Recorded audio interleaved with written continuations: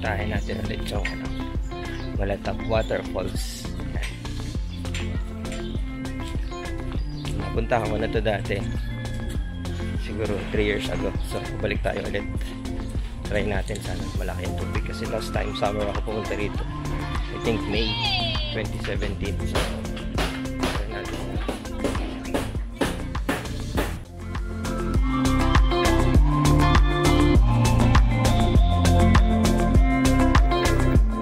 Yan, may entrance dito na visitors 20, Laba 10, Bagong Silang, mga taga Bagong Silang, and then Malatap 5.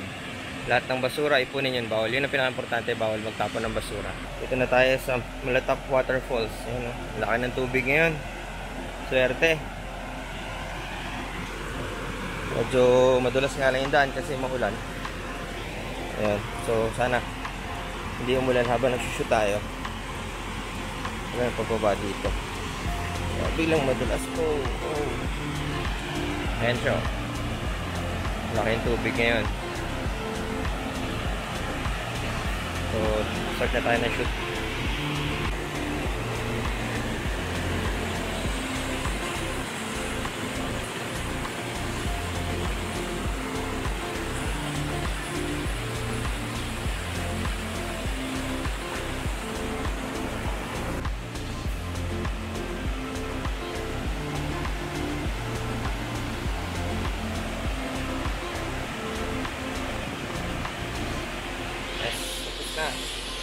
Ating shoot sa Malatap Falls. Medyo maingay lang, malakas yung agos. Tapos hindi rin nakapunta dun sa center, sa gitna, para makunan ko sana sa gitna kasi masyadong malakas yung current, masyadong malakas yung flow ng tubig, yung daloy, yung agos. So madulas din. So for the safety na nga lang, doon na lang ako sa bandang side. Pero hopefully maganda naman yung mga pictures. Maganda yung makakuha ko. Hindi ko pa nare-review. Ganda pa rin ng Malatap Falls. First time ko makarating dito ng maulan. Yun, malaking tubig, lakas. Yun nga lang, talagang unlike before, nung summer ako pumunta dito. Ang hirap kasi yung madaling ang pumaba, madaling maglakad doon sa gitna, pero ang problema yung tubig mahina, liit ang falls. At least ngayon sulit yung pagpunta natin.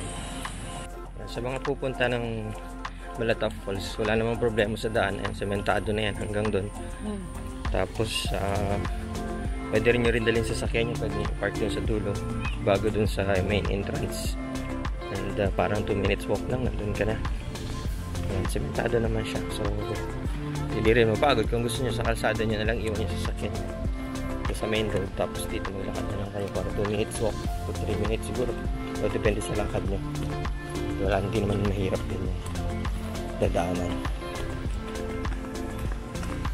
And dito na tayo sa main highway. Ito. So parang 3 minutes walk lang. Ayan na. And then going to Manila yan. Ay,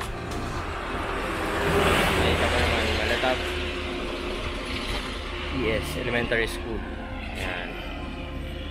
Pag galing ka naman ng Labo o ng Daet or saan man din bandang Basud or somewhere, pag nakita mo na yung bridge na yan after Bagong Silang, yan yung papuntang Malatap Falls.